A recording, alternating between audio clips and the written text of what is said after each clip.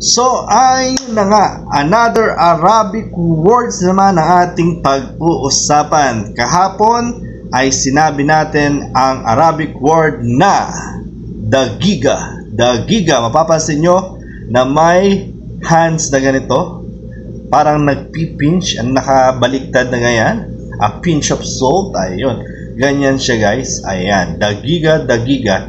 Another term na pwede mong gamitin dito guys, ano yan? Dito ay ang ating shwaya. Shwaya. Ano ang shwaya?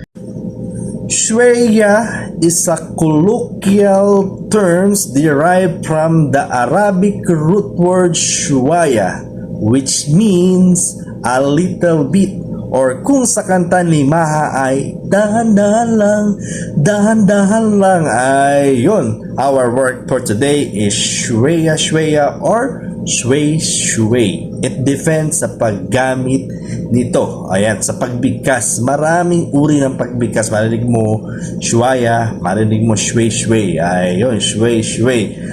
Sa next video, ituro natin paano bigkasin yang shway shway. Yang shwaya na yan, shway shway. Ayun, abangan ang ating part 2 ng words na shweya shweya. Woo!